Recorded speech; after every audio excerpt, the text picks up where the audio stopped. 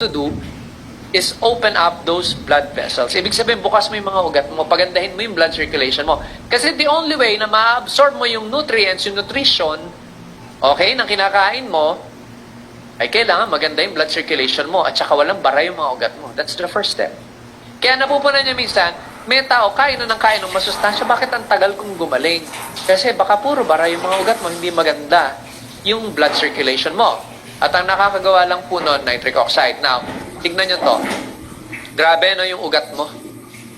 In fact, kaya do ikutin ng 2.5 times ang buong daigdig pag pinagdugtong-dugtong yung haba ng ugat mo na yan. Kaya po ito para po sa mga may kidney failure or meron mga signs po ng kidney failure. Tignan nyo, ang Lord talagang matalino. Alam ng Panginoon, ang unang mako-compromise sa'yo, lalo na't pabaya tayo sa pagkain ay yung kidneys mo. Pero anong ginawa niya? Tinadtad niya ng ugat. Kaya mga kapatid, tignan nyo ito. Habigyan kayo ng example. Alam nyo ba, dami naming na-save na may COVID? Mamaya, papakita ko po yung ilang testimony na-achieve natin sa ibang company to. No? Pero almost the same yung products. Alam nyo, tignan nyo.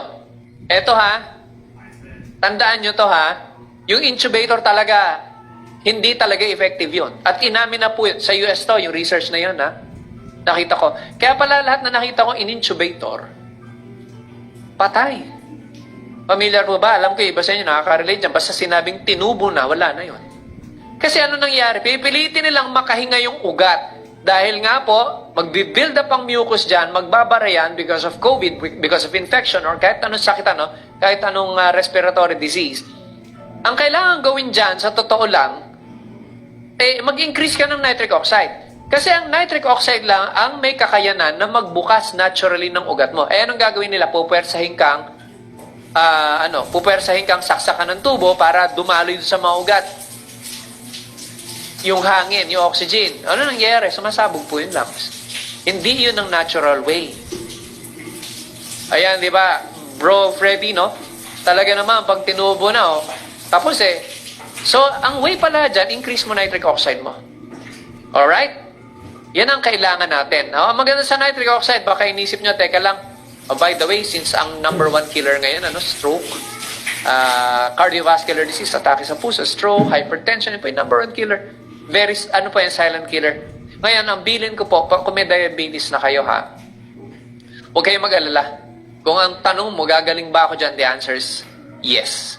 Pwede kang gumaling dyan, pwede kang makalaya dyan. Pero, umpisahan nyo na pong i-increase ang nitric oxide nyo kasi ang nitric oxide nyo by this time, either sobrang baba yan or talagang kulang na yan.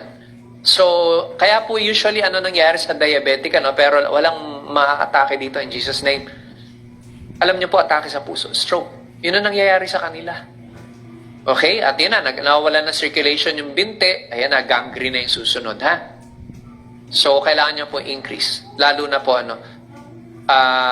sa case nyo, Alam nyo po ba ang kinakamatay na may kidney failure? Ang kinakamatay ng kidney failure, atake sa puso. Yung may cancer, ang kinamamatay, atake sa puso. Yung end stage ng kahit anong sakit, kagaya ng diabetes, atake sa puso. Kaya ang una mo talagang isi-secure, mga kapatid, ay yung ugat mo at yung puso mo. Kasi hindi humihinto yan Now, nakakatuwa sa nitric oxide, isipin nyo, malaki siyang responsible siya sa pag-regenerate ng mga buto.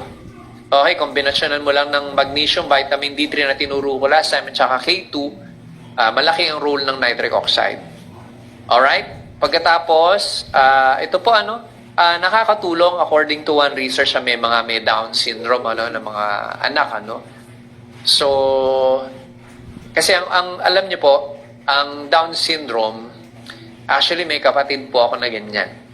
Okay? At nung sinabi po ng doktor na hindi lalagpas ng ganitong age yan, tama po siya. At atake sa puso po yun.